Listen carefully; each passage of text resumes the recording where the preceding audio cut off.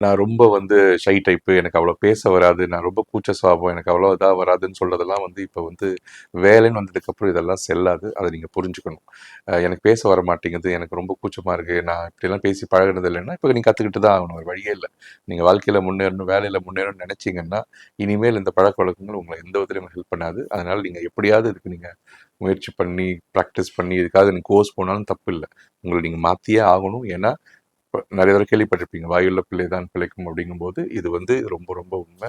இது நீங்க பயிற்சியில கொண்டு வந்தே ஆகணும்.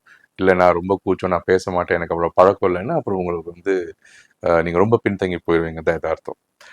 அதே மாதிரி உங்களை நீங்களே காட்சிப்படுத்திக்கணும். அது நான் என்ன சொல்ல வரேன்னா, நீங்க ஒரு ஒரு மீட்டிங்கோ இல்ல ஒரு ஒரு ஒரு ஒரு குரூப் ஆக்டிவிட்டி எல்லாரும் வேலை செய்யறோம் அது மாதிரி இடத்துல உங்களை நீங்க எப்படியாவது நீங்க உங்களை வெளிப்படுத்தியே ஆகணும்.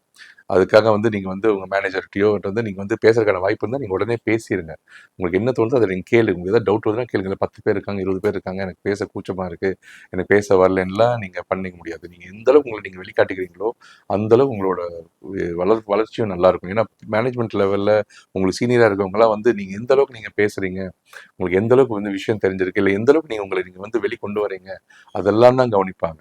அப்படிங்கும்போது எங்க நீங்க அமைதியா ஓரமா உட்காந்துட்டு 10ஓட 11 இருந்தீங்கன்னா கண்டிப்பா நீங்க காணாம போயிருவீங்க. அதனால கூச்சமே படாம நீங்க எடுத்து பேசி உங்களை நீங்களே வெளிப்படுத்தி நீங்க பண்ணாதான் உங்களுக்கு ஒரு விசிபிலிட்டி வரும். உங்களுக்கு ஒரு நல்ல ஒரு வாய்ப்பு நிறைய உருவாகும்.